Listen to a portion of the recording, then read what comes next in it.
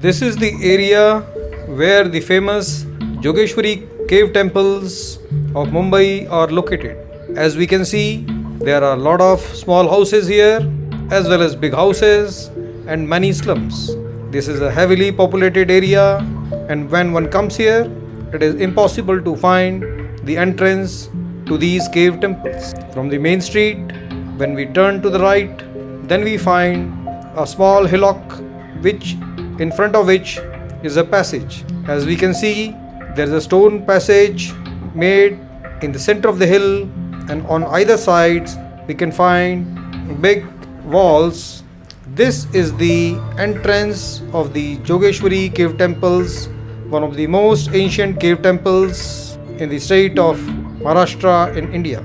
These cave temples date back to the 5th and the 6th century and probably were made just after the construction of the Ajanta caves and prior to the construction or excavation of the Elephanta caves. There is a straight path which leads us directly into the hill in which we can find the main gate.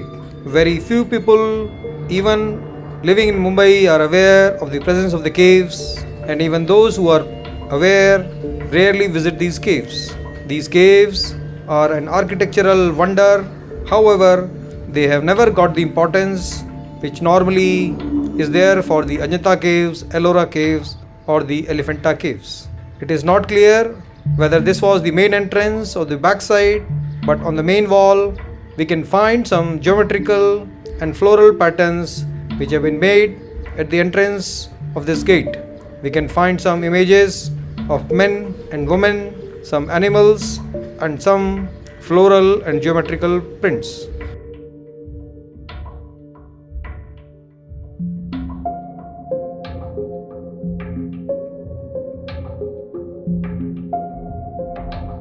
On the right side and the left side of this main gate, there are two niches in which at some stage of time there would have been some very beautiful sculptures of the gods and deities. However, presently the condition of this portion is very bad.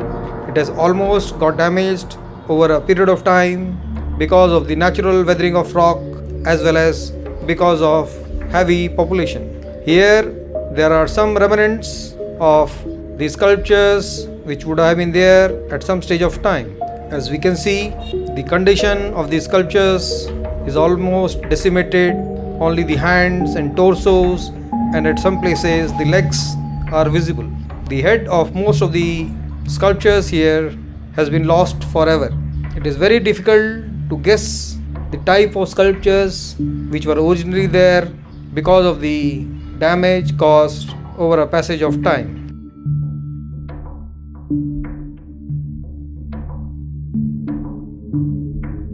Similar type of cave is also available on the left side of the main entrance.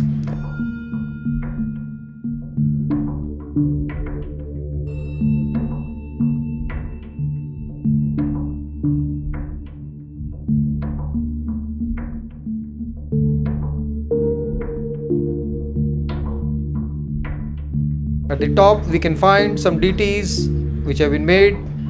From the look and the feel, this cave gives the feeling of a Buddhist shrine. We can find typical Buddhist artwork at the door portal and at other places at the entrance gate. These caves need immediate restoration. As we can see from the condition of the various panels, this very sad state of affairs, and this needs immediate restoration.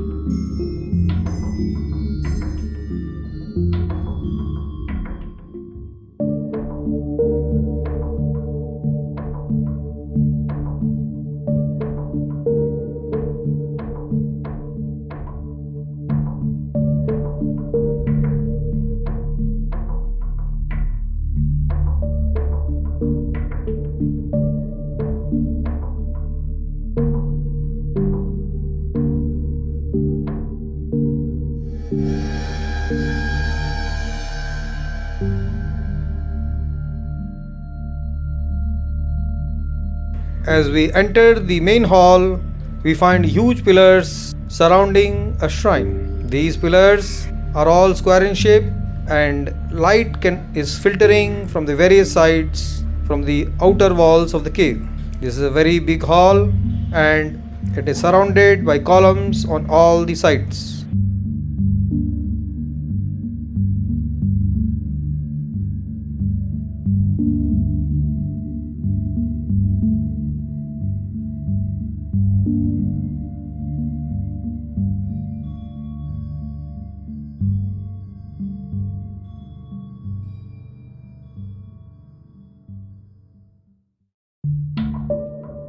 There is one door which leads us to a veranda, a very open veranda which is more than 30 to 40 meters in length. This is the front view of the veranda, and just on the front right side there is a temple dedicated to Lord Shiva.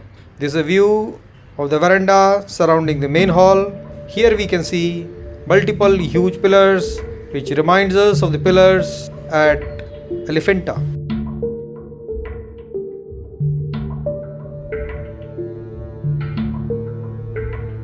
On the floor, we can see some prayer material. It seems that people come here and do various religious ceremonies. Some beautiful windows have been made on the walls, and this is the place through which light filters from outside world to the inside of the great hall.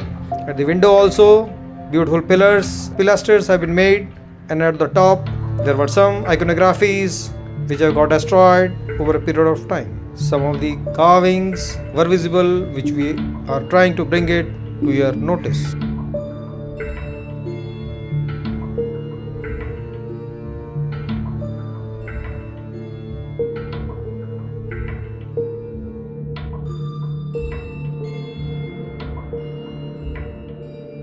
As we move ahead, the amount of excavation in this cave, this is one of the most highly excavated caves and one of the biggest excavated structures in India, maybe just after the Nasik caves at Ellora.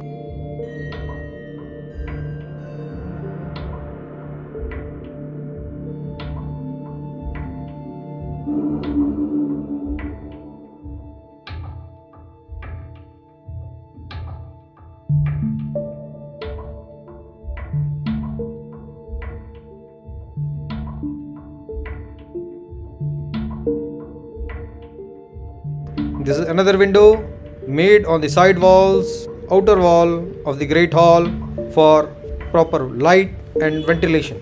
Beautifully carved pillars can be seen.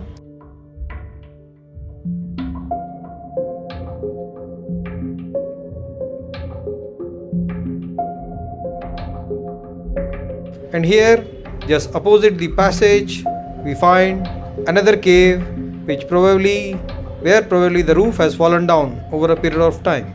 Now we shall be entering the other area of the cave, and to reach there we have to pass through a narrow passage. This passage opens up through a very small door, as we can see here.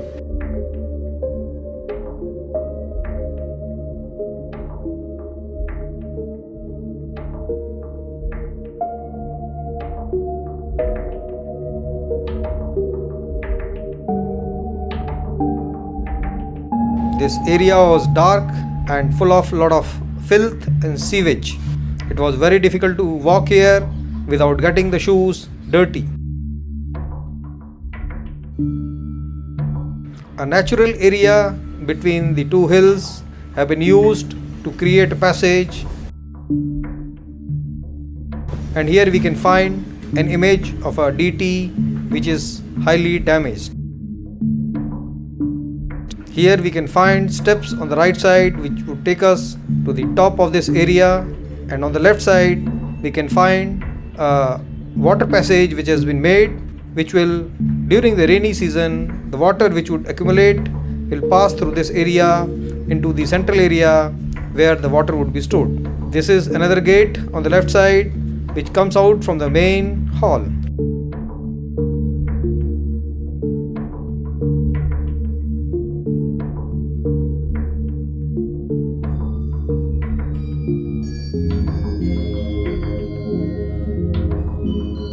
Here again we find one more gate on the left side which would lead us otherwise to another shrine. At the bottom of the door, we find many sculptures which are highly deteriorated condition. Here we are trying to have a look at the top of the hill. This gives us the overall perception of depth of these caves and how much they have been carved. There is a statue animal which would have been carved. We can see the legs. However, the body is highly damaged. It seems as if this would have been the image of some buffalo.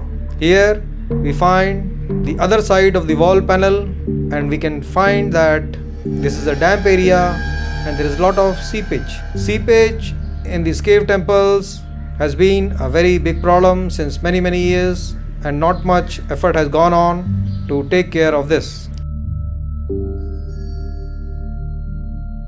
Here we find another shrine which will take us to the main temple inside the main grand hall.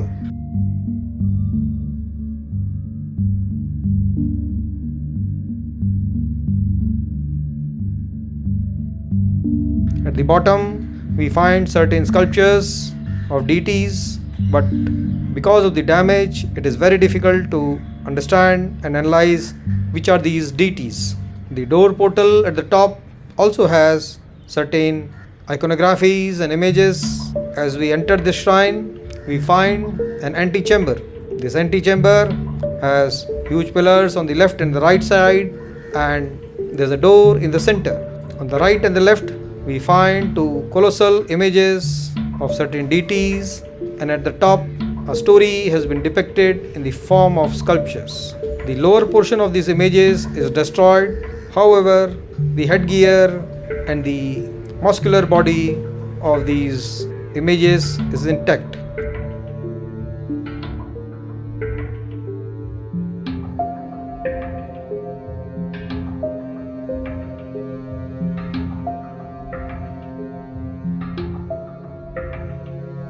We can find the Janeu or the sacred thread which is coming out from the left shoulder and up to the waist. At the top we find certain artwork which is still there. This artwork was created almost more than 1600 years ago and shows the life of those times. We find here men, women, animals and various other depictions. These type of iconographies remind us of the various sculptures at the Sanchi Stupa. The type of work is almost similar. However, the rock used here is basalt and is not amenable to finer carvings.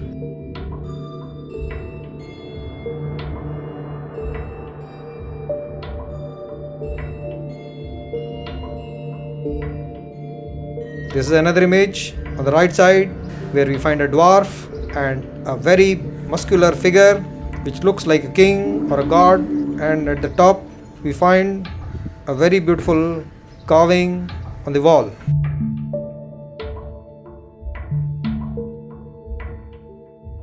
At the center we can see a cow or a buffalo and few male and female figures. The central figure seems like Lord Shiva with many rishis and monks praying to the god.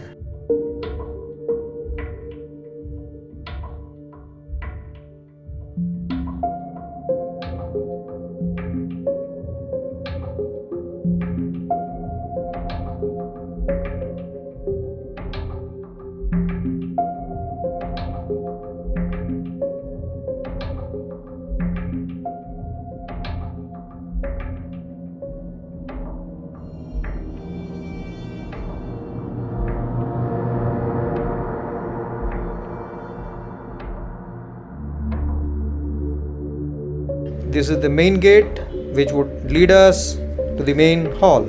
As we try to go nearer to the main shrine, we come back again to the main hall. This is a huge hall, more than 240 feet by 240 feet, and in the center is a shrine. Presently it is dedicated to Devi Jogeshwari. At the entrance of the hall we find Nandiji sitting here, and there also is the damaged images of Lord Ganesha. Here we can see Lord Ganesha, which is damaged very badly, and some figures of male and female nearby it. This area is very dark, and photography as well as videography in this area is very difficult.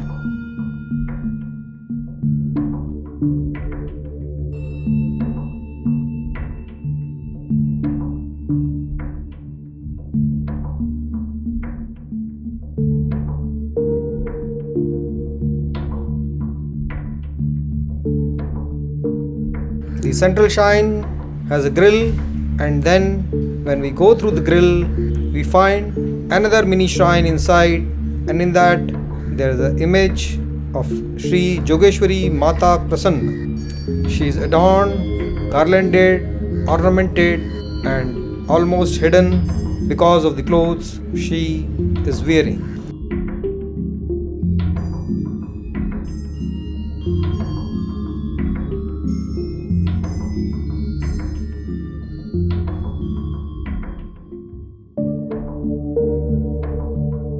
This is a view of the grand hall from one side, and here we can see huge pillars which have been made. There are doors on multiple sides. Now slowly we shall be having a look at this hall. On the left is the shrine which we just entered. This massive hall reminds us of the main hall of the Elephanta Caves, massive pillars in it.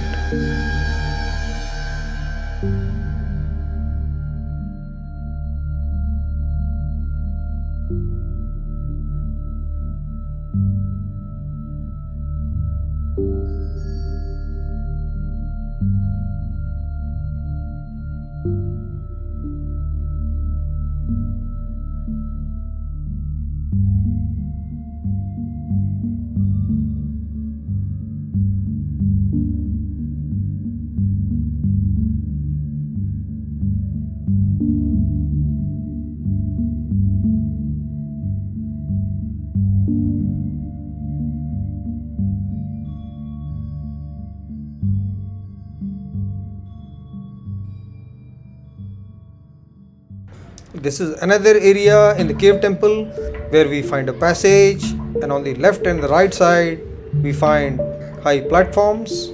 On the left side is actually the temple of Lord Ganesha. Here we can find some young children who have come here for playing and enjoyment of this area.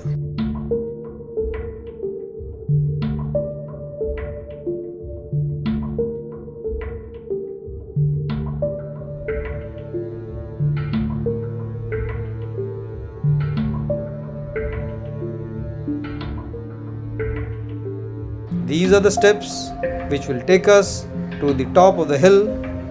These steps were also the natural passage for the rainwater, which would slowly trickle down from the top of the hill, and through these steps will come down in the central area and will be stored as fresh water in the various water cisterns which were excavated here. On either side of these steps we find some crevices which were probably residing places.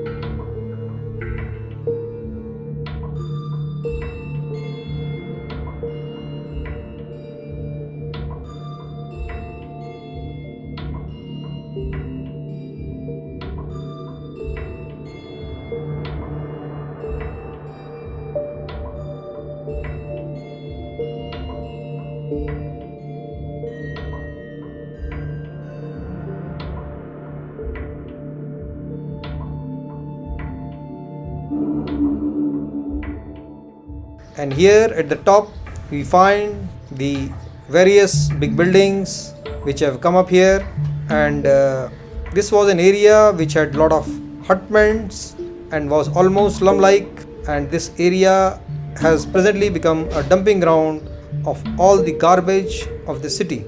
It is really very sad that this beautiful monument, which is under the protection of Archaeological Survey of India, is having such a bad condition. On the right side is the board of the Archaeological Survey of India. This is a look of the caves from the top of the hill. Here we can find the amount of excavation of the rock which would have been done. This is also the area where the rainwater from the top would get collected and could be used during the summer season. The local people come here to relax, to study, to play, to gamble, and to do lot of things which are legal and illegal.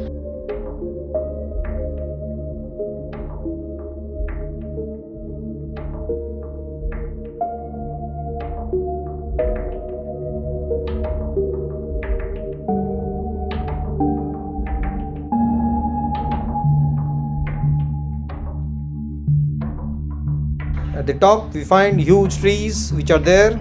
This is a view of the narrow passage through which we have climbed this area, and on the left bottom we can see the water channel. There was a time when this whole area was highly encroached and there were a lot of slums and hutments, but some effort has been done to remove the unauthorized structures. However, still a lot needs to be done. Very few people in Maharashtra and even in the city of Mumbai are aware of the presence of these caves, and these caves are definitely not on the tourist map of the local people as well as the tourists who come from other states or other countries. These caves, which are ancient caves, can definitely be managed better with little love and affection and little effort.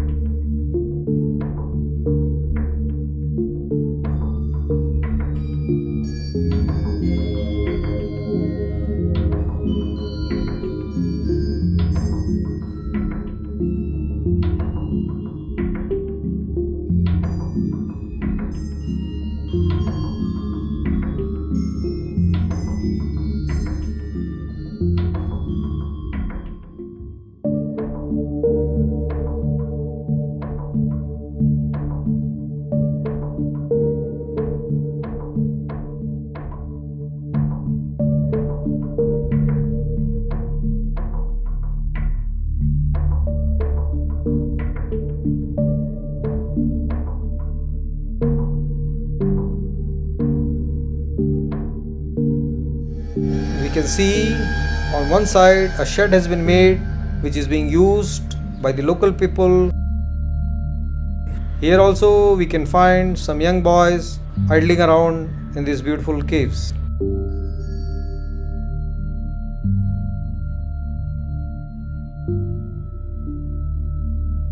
As we come down, we find that at an upper niche an area has been excavated and it says Datta Mandir. Slowly we shall be entering this so-called Datta Mandir and try to see what lies inside.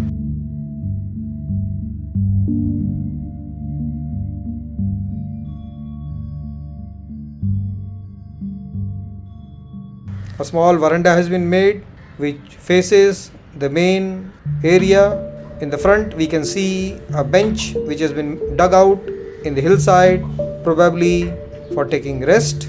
This would have been a sleeping or a resting area for the earlier people, and inside we find a small cave, and in the cave there is a small temple. This is a front view from the cave.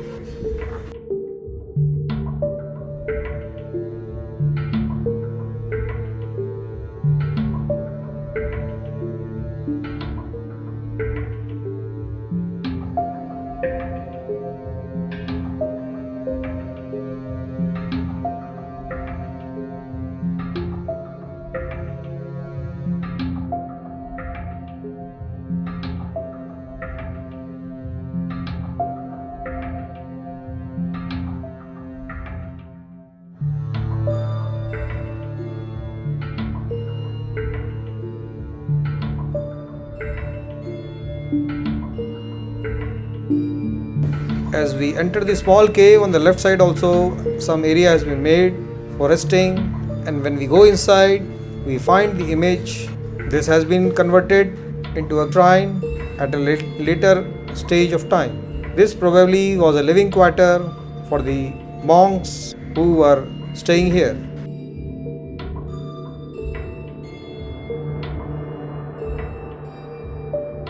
The good thing is that There were fresh flowers and prayer articles and a burning oil lamp, which shows that people come here regularly to pray at this small temple. Now we are moving out of the cave. A small iron fence has been made because the area in front has a lot of depth.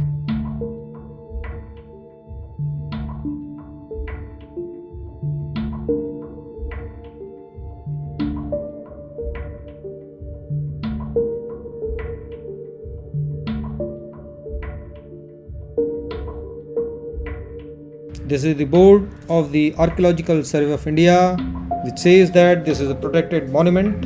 It is time to go back in the another shrine which is at the base of this hill.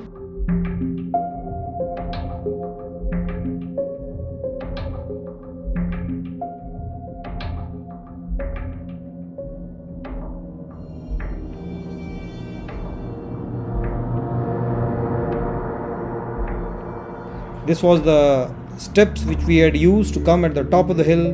Now we are going back down inside the cave temple.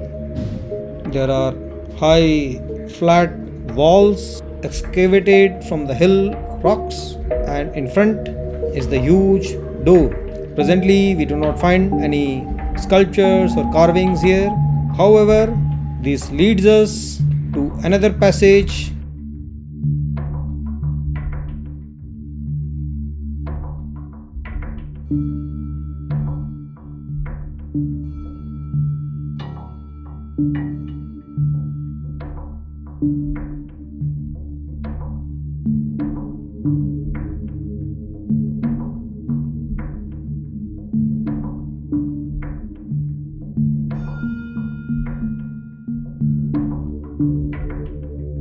This passage on the right and the left side has two shrines. The pillars, it has a platform on the left and the right side. The pillars are stout and massive. On the right side is another shrine dedicated to Lord Hanuman, the monkey god. This raised platform has around 6 pillars, square in base, slowly tapering as they go up, and then a huge image of Lord Ganesha, the elephant-headed god.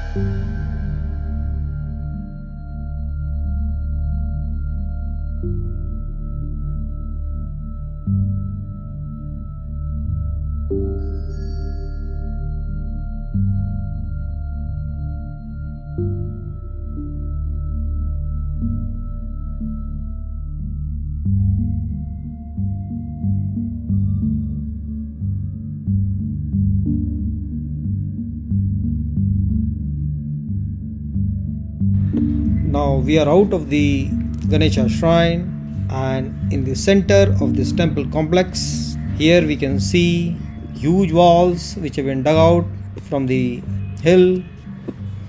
This is the typical basalt rock, a variety called breccia.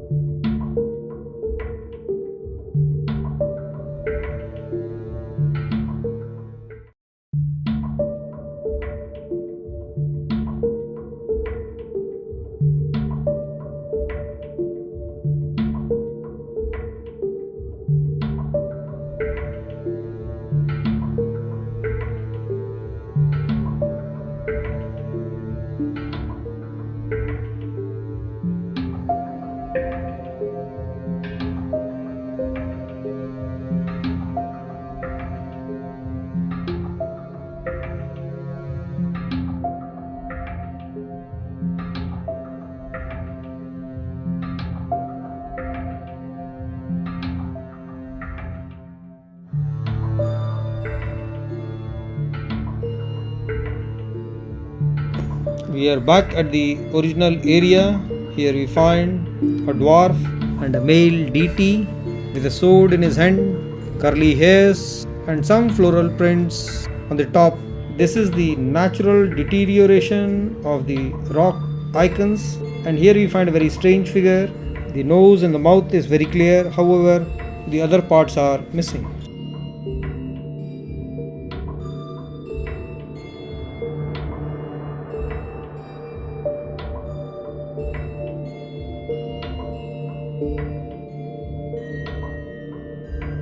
This is the passage which leads us to the main hall where the central shrine is located. As we can see, a lot of excavation has gone in to create this passage, and the stone steps have also been excavated from the mother mountain rock.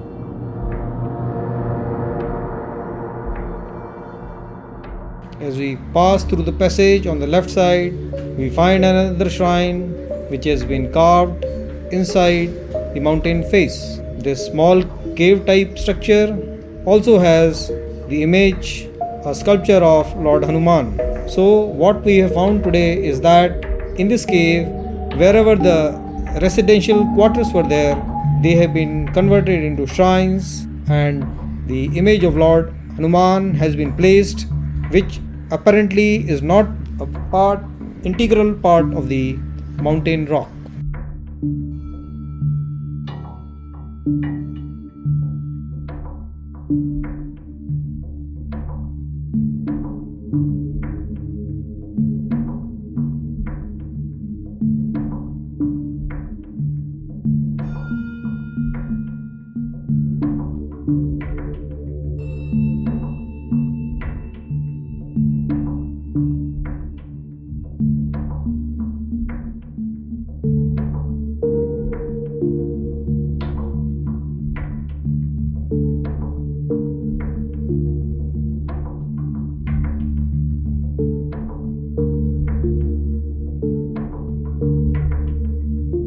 Now we are in the main veranda of this rock cut temple at Jogeshwari, and here we find many other smaller caves.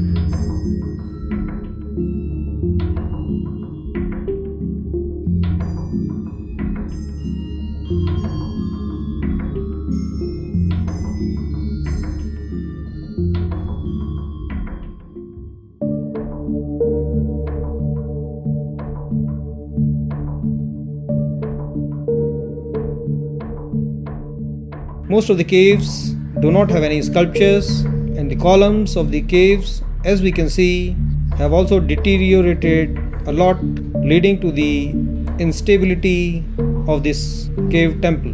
These pillars need to be strengthened with grouting and other civil engineering measures so that the roof of these caves do not collapse. These areas probably were also the residing quarters. Here we find three sculptures, a panel in which there is a male, female, and probably a child. The male is made very muscular with a beautiful necklace and other ornaments. However, time and people have defaced it over a period of time.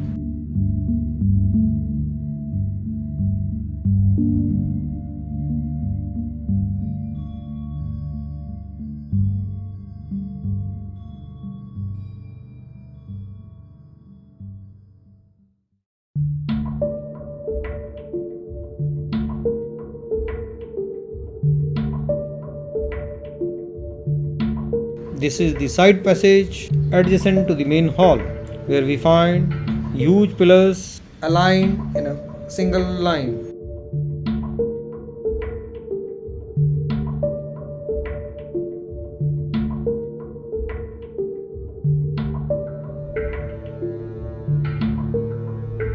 In this temple, in a corner, there was a Shiva shrine. This Shiva shrine appears to be comparatively new.